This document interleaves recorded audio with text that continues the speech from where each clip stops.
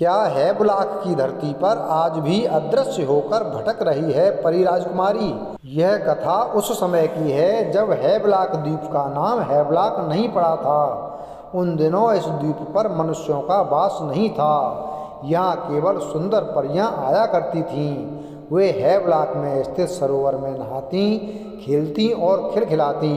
उन परियों की राजकुमारी उन सबसे सुंदर और विशेष शक्ति से युक्त थी। वह जहाँ भी जाती वहाँ का वातावरण प्रकाशित हो उठता। राजकुमारी जब भी अपनी सखियों के साथ हैवलाक आती तो हैवलाक का वातावरण सुंदरता और प्रकाश से भर जाता। राजकुमारी की इस विशिष्टता को लेकर उसके माता पिता चिंतित रहते और उसे दिन में महल से निकलने नहीं देते।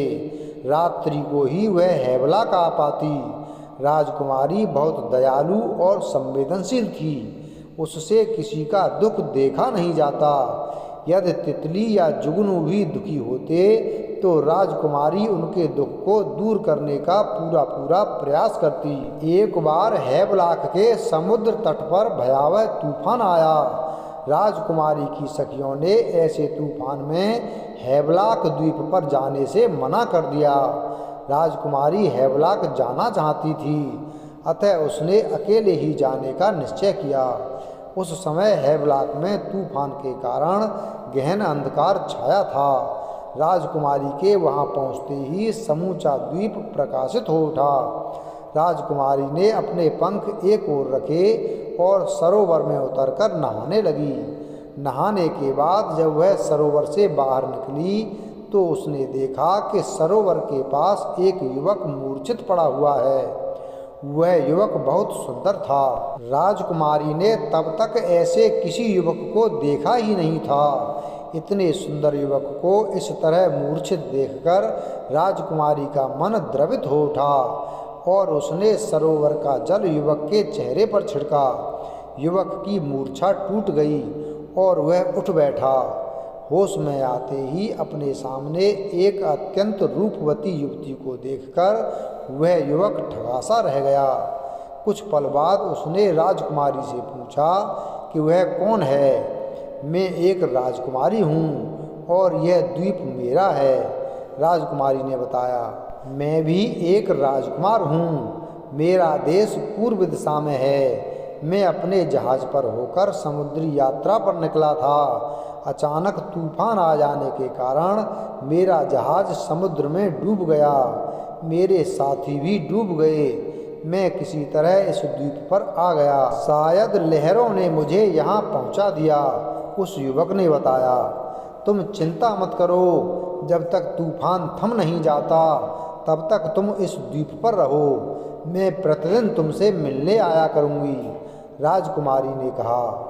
राजकुमारी अपने वचन के अनुसार राजकुमार से मिलने के लिए प्रतिदिन हैवलाक द्वीप पर आने लगी। इस समीपता के परिणाम स्वरूप राजकुमारी के हृदय में प्रेम का अंकुर प्रस्फुटित हो गया। वह राजकुमार से बहुत प्रेम करने लगी। कुछ दिन बाद तूफान थम गया। अब राजकुमार ने अपने घर जाने की इच्छा प्रकट की। मैं अपने माता पिता की इकलौती संतान हूँ। मेरे न लौटने से मेरे माता पिता दुखी होंगे और मेरा राज्य संकट से घिर जाएगा। अतः मुझे अपने राज्य लौटना होगा। फिर मुझे अपने माता पिता के पास जाकर तुम्हारे साथ अपने विवाह की अनुमति भी तो लेनी है। राजकुमार ने कहा। विवाह की बात सुनकर राजकुमारी लजा गई।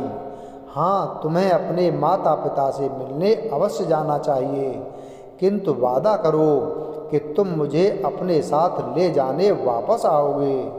राजकुमारी ने भावुक होते हुए कहा, मैं वादा करता हूँ कि मैं वापस आऊँगा और तुम्हें अपने साथ ले जाऊँगा। लेकिन कहते कहते राजकुमार रुक गया। उसका चेहरा उदास हो गया। क्या हुआ? तुम कहते कहते रुक क्यों गए?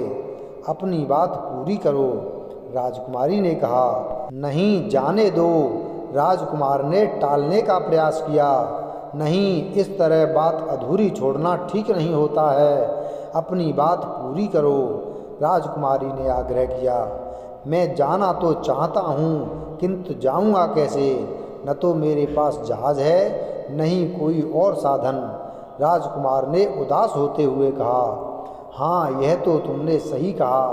राजकुमारी भी चिंतित हो उठी। यदि तुम चाहो तो मेरी मदद कर सकती हो। राजकुमार झिझकते हुए बोला, हाँ हाँ, कहो मुझे क्या करना होगा। तुम मुझे अपने पंख दे दो, मैं इन्हें लगाकर अपने देश चला जाऊंगा और माता पिता से मिलकर अपना जहाज लेकर तुम्हारे पास आकर तुम्हें तुम्हारे पंख लौटा दूंगा। राजकुमार ने कहा, मेरे पंख ही मेरी परी होने के पहचान हैं, इन्हीं में मेरी शक्तियाँ और मेरा प्रकाश है। किंतु मैं तुमसे इतना प्रेम करती हूँ कि मैं सहर्ष तुम्हें अपने पंख दे रही हूँ। यद्यपि पंखों के बिना मेरे माता पिता और मेरी सखियाँ भी मुझे स्वीकार नहीं करें। राजकुमारी ने कहा और अपने पंख निकालकर राजकुमार को दे दिए। राजकुमार ने पंख लगा लिए। राजकुमारी ने पंखों का प्रयोग करना सिखा दिया। इसके बाद राजकुमार ने परी राजकुमारी से विदा ली और अपने देश की ओर उड़ गया। राजकुमार के जाते ही राजकुमारी पंख विहीन हो गई, जिससे हैवलाक द्वीप पर अंधेरा छा गया। दिन बीते, माह बीते, वर्ष व्यतीत हो गए, किंतु राजकुमार लौटकर वापस नहीं आया।